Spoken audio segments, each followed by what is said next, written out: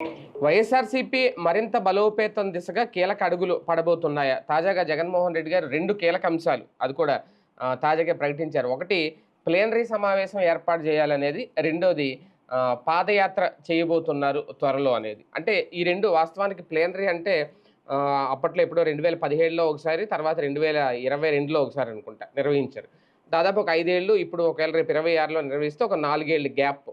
అదే తెలుగుదేశం పార్టీ 2 ఏళ్లకోసారి మహానాడు నిర్వహిస్తూ ఉంటది. ఒక్కొక్కసారి వాళ్ళకి కూడా గ్యాప్ వస్తది. ఈసారి అది కూడా కడపలో చాలా అట్టహాసంగా నిర్వహించబోతున్నారు మహానాడుని. ఇదే సమయంలో వైసీపీ కూడా ప్లీనరీ ఏర్పాటుకు రంగం సిద్ధం చేసుకుంటుంది. దీనికి సంబంధించి కీలక సూచనలు, అలాగే నెక్స్ట్ అధికారంలో ఖచ్చితంగా మనమే వస్తామంటూ ధీమా వ్యక్తం చేస్తూ దానికి సంబంధించి భవిష్యత్ కార్యాచరణ కూడా రూపొందించే ప్రయత్నం అయితే మొదలైంది. ఇదే అంశం మీద చర్చించే ప్రయత్నం చేద్దాం. సార్, అంటే ప్లీనరీ అంటే ఒకప్పుడు ఆమడ దూరంలో ఉంటుంది వైఎస్ఆర్సీపీ, ఎప్పుడో ఒక్కొక్కసారే తప్ప ఇటువంటి జగన్ గారికి నచ్చవనేది. కానీ ఈసారి మళ్ళీ ప్లీనరీ దిశగా అడుగులు పడుతున్నాయి. ఏంటి జగన్మోహన్ రెడ్డి గారి ప్రధాన ఉద్దేశం? బేసిక్గా పార్టీ మనకి కాలం పాఠాలు నేర్పుతుంది, మనుషుల్ని మారుస్తుంది. ఇదివరకు రాజశేఖర్ రెడ్డి పార్టీ యాక్టివిటీని పట్టించుకునేవాడు కాదు. తను మ్యాక్సిమం తన వ్యక్తి ఆధారితంగానే నడుస్తూ ఉండేవాడు. దానివల్ల చాలా ఏళ్ల పాటు తను ముఖ్యమంత్రి పదవికి దూరంగా ఉన్నాడు. అప్పుడెప్పుడు మంత్రి పదవి చేశారు తప్పించి. ఆ తర్వాతన తను అర్థం చేసుకున్నాడు గ్యాప్ ఎక్కడ ఉంది అన్నటువంటి విషయం. దాంతో అప్పటి నుంచి అందరినీ కలుపుకుపోవడం, అందరితో కలిసి ఉండటం ఇట్లాంటివి చేసుకొచ్చాక తనని ముఖ్యమంత్రి అభ్యర్థిగా అంగీకరించారు మిగతా వాళ్ళు. అప్పుడు తను నాయకత్వం. అందుకనినే అప్పుడు చంద్రబాబు ఏందో పద్దాక నవ్వుతావు ఎటకారంగా వెకిలిగా అంటే, నాకు ఇదివరకైతే చాలా కోపం ఉండేది చంద్రబాబు, కాకపోతే ఆ నరం కట్ అయిపోయింది, కోపం నరం. అందుకని ఎప్పుడు నవ్వు తప్పించి ఇంకేం రావట్లేదు నా పెదవుల మీద చీరు, నువ్వు నీకంటే అది లేదు కదా అంటూ ఎటకారం చేసుకొచ్చారు. అంటే ఆ విధమైనటువంటి ఒక మార్పు రాజశేఖర్ రెడ్డిని ప్రజలకి చేరువ చేసింది. అట్లాగే జగన్మోహన్ రెడ్డి ఏమయ్యారంటే వ్యక్తి ఆధారిత నాయకుడుగానే ఇంతకాలం నడుపుకుంటూ వచ్చాడు. పార్టీని సంస్థాగత నిర్మాణం తనే పార్టీ, పార్టీనే తను అన్నటువంటి. కానీ ఇది కరెక్ట్ కాదు అన్నటువంటి విషయం నిన్నటి ఎన్నికలు పాఠాలు నేర్పినాయి. వాస్తవంగా ఆంధ్రప్రదేశ్ చరిత్రలో జగన్మోహన్ రెడ్డి ఇచ్చినంత సంక్షేమం చరిత్రలో ఈ రోజు వరకు ఇవ్వలేదు, భవిష్యత్తులో ఎవరు ఇస్తారన్నటువంటిది కూడా లేదు. ఎందుకు అంటే తెలుగుదేశం ఇప్పుడు అధికారంలో ఉన్నటువంటిది ఇస్తే అంతకంటే ఎక్కువ ఇవ్వాలి. ఎందుకు? ఇమ్మీడియట్గా వచ్చింది కాబట్టి. వీళ్ళు అందులో 10వ వంతు కూడా ఇవ్వట్లేదు. అదే పోనీ అంతకుముందు ఎప్పుడన్నా ఈవెన్ రాజశేఖర్ రెడ్డి కూడా అంత సంక్షేమం ఇవ్వలేదు కదా. అంత సంక్షేమం ఇచ్చి ప్రతి ఇంటికి ప్రతి మనిషికి మంచి చేస్తే ఆ తర్వాత ఈ స్థాయికి దిగజారిందంటే ప్రాబ్లం ఏంటి అనేది అబ్జర్వ్ చేస్తే సంస్థాగత నిర్మాణ లోపం. కార్యకర్త పైనాయకుడితో అటాచ్ అవ్వాలి, పైనాయకుడు ఆ పైనాయకుడితో అటాచ్ అవ్వాలి. వీళ్ళందరికీ ఒకళ్ళకి మధ్య ఒకటి కాదు 10 సార్లు కలుస్తూ ఉంటుంటే అప్పుడు ఒక అవినాభావ సంబంధం వస్తుంది. లోపాలు ఉన్నప్పుడు సెటరేట్ చేసుకుంటుంటారు, పరిష్కారాలు వస్తూ ఉంటాయి. అలా కాకుండా ఒకసారి మాట్లాడుకుంటారు, ఆ తర్వాత గొడవ వస్తే కలుసుకోరు. ఆ తర్వాత వీళ్ళని మధ్యన సమన్వయం చేసేవాడు ఉండడు అన్నప్పుడు ఎవరిష్టం వాళ్ళది అయిపోయింది. చివరికి ఒకే నియోజకవర్గంలో 10 మంది 10 ధోరణులకు వచ్చేటప్పటికి నా విలువ ఎంతో తెలియాలి జగన్కి, నా విలువ ఎంతో తెలియాలి జగన్కి అని అందరూ కలిసి జగన్ వదిలేస్తే చివరికి జగన్ ఒంటరోడి 11 సీట్లకు పరిమితమైనటువంటి పరిస్థితి. ఓ రకంగా అతను ఇచ్చిన సంక్షేమ పథకాలను అనుభవించినటువంటి ప్రజలేసినటువంటి ఓట్లే అతనికి వచ్చినాయి. కార్యకర్తలు తెచ్చే ఓట్లు పక్కకి వెళ్ళినాయి, నాయకులు తెచ్చే అవుతుంది. అందులో భాగంగానే ఇంతకుముందే మనం మాట్లాడుకున్నట్టు బూత్ కమిటీలు, ఆ పైన మండల కమిటీలు, ఇట్లాగ ఓవరాల్గా లెక్కేసుకుంటే అన్ని కమిటీలు టోటల్ ఒక వ్యవస్థ తయారైతే దాదాపు 18 లక్షల మంది ఒక సిస్టంలోకి వస్తారు. దానితో పాటుగా దాన్ని ఏమంటారు, ఈ కార్యకర్తల రిజిస్ట్రేషను అంటే నమోదు చేసుకోవడం, సభ్యత్వ నమోదు, ఇది చేస్తే ఓ 40-50 లక్షల మంది దాకా అవుతారు. తెలుగుదేశానికి 1 కోటి మంది దాకా ఉండొచ్చు. వీళ్ళు ఇప్పుడే ప్రారంభం కాబట్టి మేబీ 40-50 లక్షలు అవుతారు అనుకుంటున్నా. ఎందుకంటే ఫస్ట్ టైం లెక్కలేస్తానంటున్నారు కాబట్టి. దాంతోపాటుగా వీళ్ళ సెక్యూరిటీ అది కూడా కల్పిస్తానంటున్నారు కదా, ఇన్సూరెన్స్ ఇట్లాంటి, దాని మూలంగా కంటిన్యూటీ వచ్చేటటువంటి అవకాశం ఉంది. అట్లాగే ఒక సభ్యత్వం అన్నటువంటిది కలిపితే ఒక 40 లక్షల మందికి తమ సందేశం వెళ్ళేటట్టు, ఆ సందేశాన్ని వాళ్ళు అవతలకు పాస్ చేసేటట్టు వస్తే ఒక సిస్టంలోకి వస్తుంది. ముందు సిస్టంలోకి వస్తే తను మాట్లాడనుకున్న మాట జనంలోకి వెళ్తుంది. అదే సమయంలో ఏం చెయ్యాలో చెయ్యొచ్చు. అది ఇప్పుడు తనలో వచ్చిన మార్పు. వ్యక్తి ఆధారితంగా రాజకీయం నడిపితే చివరికి ఆ వ్యక్తి చుట్టూ ఉన్నటువంటి వాళ్ళందరూ కష్టపడుతుంటే, నష్టపడుతుంటే, ఇబ్బంది పడుతుంటే మొత్తం పార్టీకి చీమ కుట్టినట్టు కనిపించట్లేదు.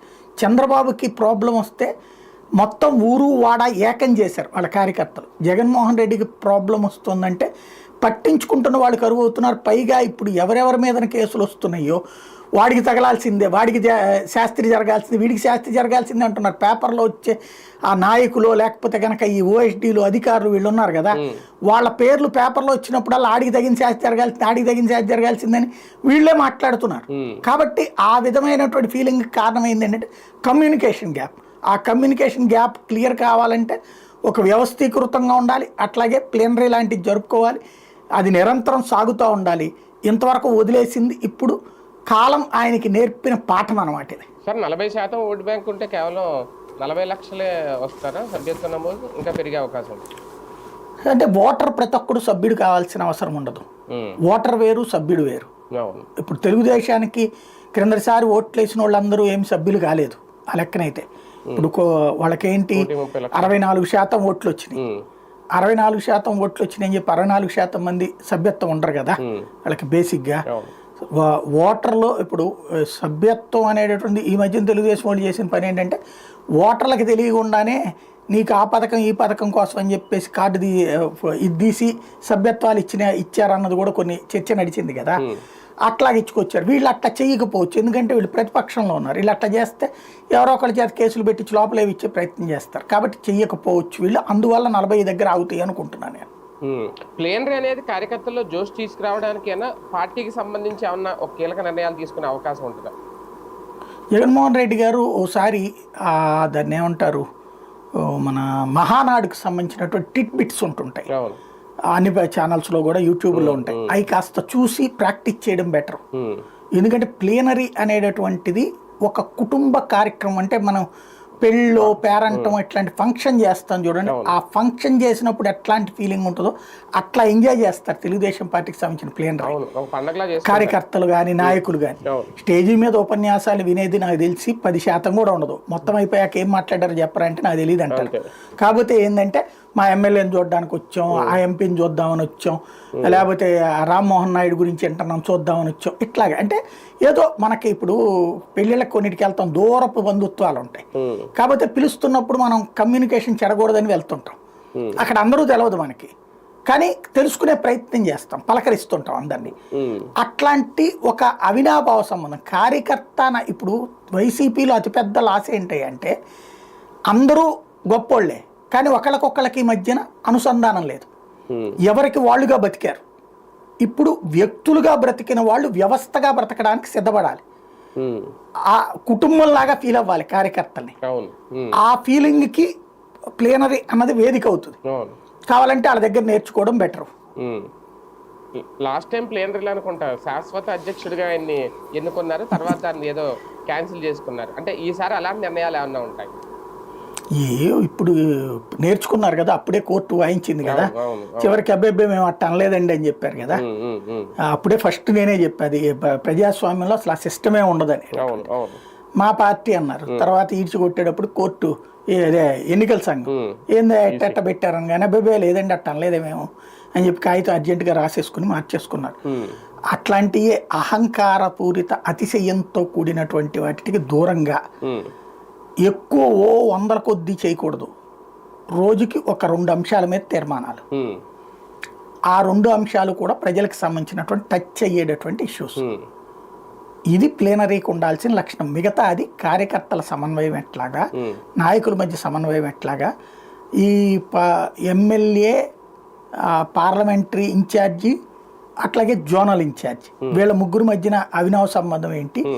అక్కడ ఆయా ప్లీనరీలో వీళ్ళు పాలిట్ బ్యూరోలో చేసే పని ఏంటంటే ఈ జోన్స్ వైడ్గా విడదీసేసి ఒక్కొక్క జోనల్ వాళ్ళతో విడివిడిగా కూర్చుంటారు. అక్కడ వాళ్ళకి ఎవరన్నా నాయకుల మీద అసంతృప్తి ఉన్నా ఇవన్నీ తీర్చేస్తారు అక్కడ. ఇక్కడ ఫస్ట్ ఏంటంటే క్రైసిస్ మేనేజ్మెంట్ టీం లేదు వైసీపీలో. తెలుగుదేశంలో అది ఉంటుంది క్రైసిస్ మేనేజ్మెంట్ టీం. ఎవరన్నా బయటికి వెళ్ళిపోతున్న వాళ్ళ గురించినో లేకపోతే వెళ్తారని తెలిసిన దాని గురించినో వెంటనే ఫాలో అప్ చేసి వాళ్ళతో మాట్లాడి అవతలతో మాట్లాడి అధినాయకత్వం దృష్టికి తీసుకొచ్చి వీళ్ళ తరపున వాళ్ళు మాట్లాడటం, ఇదంతా ఒక క్రైసిస్ మేనేజ్మెంట్ టీం ఉంది. అది ఇక్కడ వైసీపీ ఏర్పాటు చేసుకోవాల్సిన అవసరం ఉంది. అంటే ఆల్రెడీ రీజనల్ కోఆర్డినేటర్స్ ఉన్నట్టున్నారు కదా, రీజనల్ కోఆర్డినేటర్స్ వాళ్ళు వేరు ఇది వేరు. క్రైసిస్ మేనేజ్మెంట్ టీం అనేది డిఫరెంట్ అనమాట. అంటే గతంలో కూడా ఉండేవారు కదా వైవి సుబ్బారెడ్డి, బాలినేని వీళ్ళందరూ. అవి వాళ్ళు క్రైసిస్ మేనేజర్లు అవరు, క్రైసిస్ కొంత కారణం కూడా అవుతుంటారు వాళ్ళు. అదేలేండి, క్రైసిస్ మేనేజ్మెంట్ టీం అనేది కావాలి. అదైతే ఏర్పాటు చేయాలి. సార్ రెండో అంశం పాదయాత్ర నిర్ణయం. అంటే అధికారంలో కోల్పోయిన తర్వాత పాదయాత్ర ఏమన్నా గుర్తొస్తుందా? ఆల్రెడీ గతంలో చేశారు, సక్సెస్ అయ్యారు. మళ్ళీ ఇప్పుడు వెళ్ళాలనుకోవడం, అది కూడా ఈసారి 5,000 కిలోమీటర్లు పైగా ఏదో చేసే ఆలోచన ఉంది అంట. ఎలా చూడాలి? చేయనియండి, బెటరే కదా. కాళ్ళ నొప్పులు దాన్ని ఏమంటారు, నేర్చుకుంటారు కొంచెం.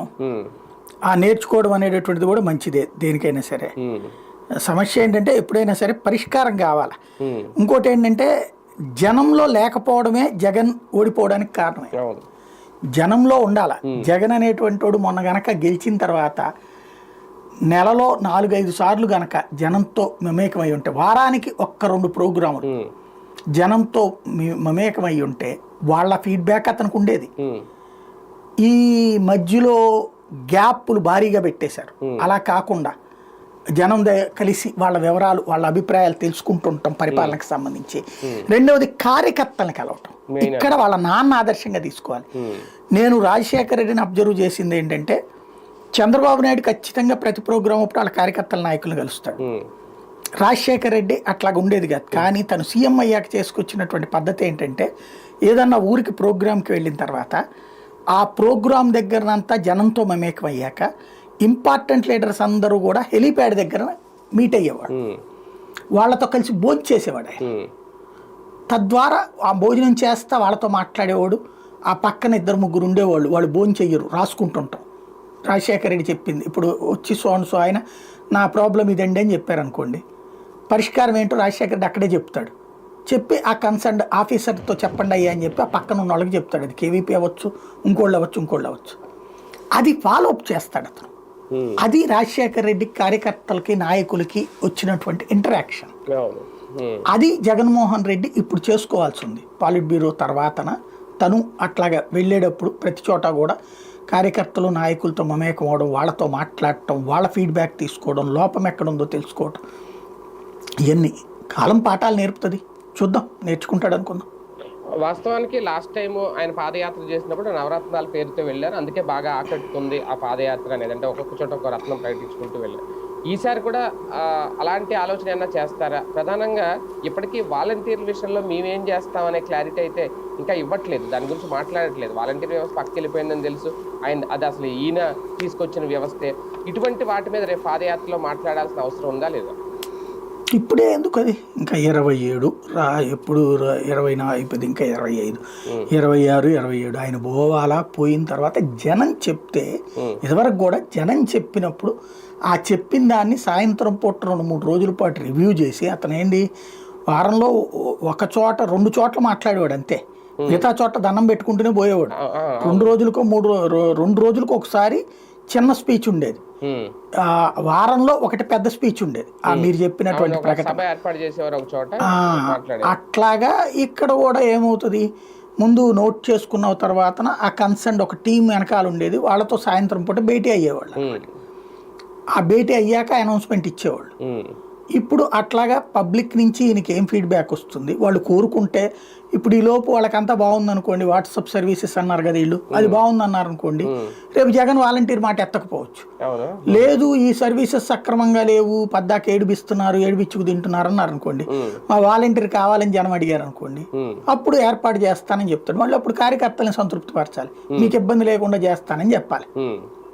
అవన్నీ ఉంటాయి భవిష్యత్తులో. ఈ 2 నిర్ణయాలతో ఏమన్నా పార్టీలో చేరికలు మొదలయ్యే అవకాశం ఉంటుందా సార్? అటు కాంగ్రెస్ నుంచి కానీ ఇటు నుంచి కానీ? ఇప్పుడే ఏమీ ఎక్స్పెక్ట్ చేయకూడదండి. ఇది దాన్ని ఏమంటారు, హింసల కాలం. అంటే నిన్న ఉద్యోగ సంఘాల నాయకులు వచ్చి చేరారు. పెద్దది లెక్క కాదు వాళ్ళది. పెద్దోళ్ళు రావాలంటే ఎలక్షన్స్ ముందే దిగుతారు వాళ్ళంతా.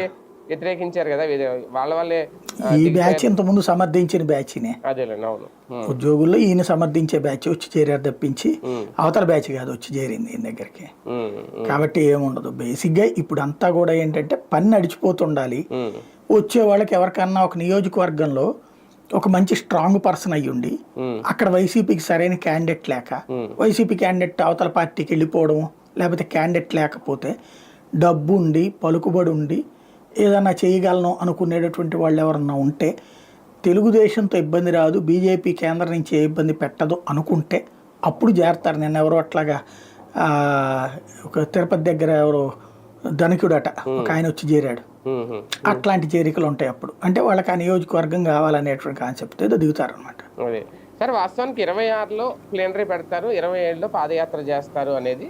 అయితే ఇంకా అప్పటి వరకు జగన్మోహన్ రెడ్డి గారు బయటికి రారా, ఈ కార్యకర్తలతోనే జిల్లా అధ్యక్షులతోనే పార్టీ నడిపేస్తారు అనేది కూడా ఒక డౌట్. అంటే ఏం చేయాలి ఈ లోపు వచ్చి ఇప్పుడు అప్పుడప్పుడు ఎవరిదన్నా ఏదన్నా అయితే అరెస్టులు అయితేనో అటు ఇటు దగ్గరికి వెళ్తారు, జైలు దగ్గరకో లేకపోతే రైతుల పరామర్శల దగ్గరకో ఉమ్, ఏదన్నా ఎవరైనా పరామర్శల దగ్గరకో వెళ్తుంటాడు. ఉమ్, అవి కాకుండా ఏం చేస్తారు? ఇంతకుముందు పోనీ ఎవరైనా ఏమైనా చేశారా? ఉమ్. ఏం చేసేది ఏముండదు కదా. అదే కదా. Right, right. చూద్దాం మొత్తానికి ఈ రెండు కీలక నిర్ణయాలతో వైసీపీలో వచ్చే మార్పులు ఏంటి, అధికారంలోకి ఖచ్చితంగా వస్తామనే ధీమా అయితే కనిపిస్తోంది జగన్మోహన్ రెడ్డి గారిలో. దీనికి కారణం కూటమి ప్రభుత్వం చాలా అవినీతికి పాల్పడుతోంది అనేది ఆయన చెప్తున్నమాట. ఏం జరుగుతుంది 2026లో ప్లీనరీకి సంబంధించి పూర్తి షెడ్యూల్, పూర్తి కార్యాచరణ ఎప్పుడు ప్రకటిస్తారు